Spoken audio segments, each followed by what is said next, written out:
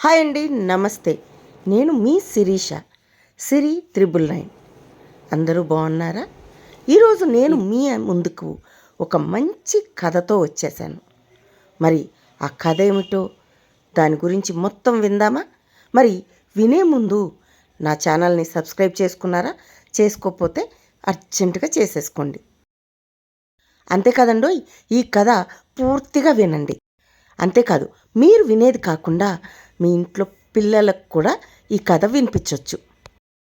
ఇక కథలోకి వెళ్తే, ఒక అందమైన ప్రకృతి, అంతే అందమైన పక్షులు, ఆ పక్షుల కిలకిల రావాలు చూడటానికి ఎంతో చూడముచ్చటగా ఉంది ఆ ప్రాంతమంతా.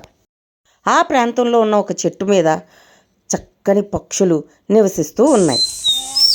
పక్షులన్నీ కూడా ఉదయాన్నే లేచి పిల్లలకు ఆహారం కోసం వేటకు బయలుదేరుతాయి. అలా తిరిగి తిరిగి అలసిపోయి, అలా బయలుదేరిన పక్షులన్నీ కూడా తిరిగి ఆహారాన్ని సంపాదించుకొని సాయం సమయానికి తన పిల్లలకు ఆహారాన్ని తీసుకొచ్చి గూటికి చేరుకుంటూ ఉంటాయి. ఆ చెట్టు మీద ఉన్న పక్షి పిల్లలన్నీ కూడా ఆకలితో అలమటిస్తున్న సమయానికి తమ కోసం కష్టపడి తెచ్చిన ఆహారాన్ని ఆరగించి సంతోషంగా ఆనందంగా ఉంటాయి.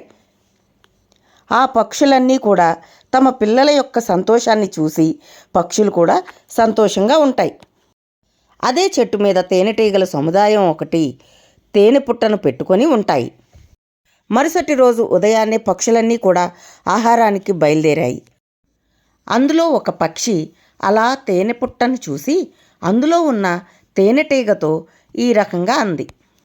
ఏమోయ్ తేనెటీగ, నువ్వు ఎంతో కష్టపడి పువ్వు దగ్గర సంపాదించి పోగేసిన తేనెను మనిషి తీసుకెళ్ళిపోతాడు, బాధగా లేదా అని అంది. ఆ పక్షి మాటలు విన్న మిగతా తేనెటీగలన్నీ కూడా పఖాలన నవ్వుకొని తిరిగి ఆ పక్షికి ఈ రకంగా సమాధానం ఇచ్చాయి. అప్పుడు ఆ తేనెటీగ ఆ పక్షితో,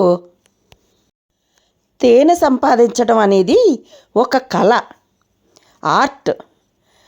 మనిషి నేను పోగేసిన తేనె దొంగలించగలడు, కానీ నా కళను దొంగలించలేడు.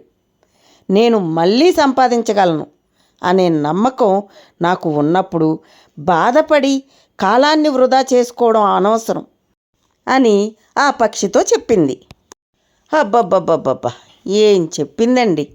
నిజమే కదా, నాకైతే చాలా బాగా అనిపించిందండి. ఇందులో నీతేంటో ఇంతకీ మీకు అర్థమైందా? మనకు మన మీద నమ్మకం ఉన్నప్పుడు ఎవరు ఎన్ని మాటలన్నా మన టాలెంట్ మనకి ఉంటుంది. ఎలా ఉంది మరి ఈ కథ? మీకు నచ్చిందా? నచ్చితే నా ఛానల్ని సబ్స్క్రైబ్ చేసుకోండి, లైక్ చేయండి. అంతేకాదండి, ఈ కథని షేర్ చేయండి. ఒక మంచి మీ అభిప్రాయాన్ని కామెంట్ చేయండి, చాలా సంతోషపడతాను. ఇక మీదట ఇలాంటి ముందు మంచి వీడియోస్ మీరు చూడాలనుకుంటే నా ఛానల్ని సబ్స్క్రైబ్ చేయండి, మర్చిపోకండి. మరొక కథతో రేపు మీ ముందుకి వస్తాను. Okay, bye.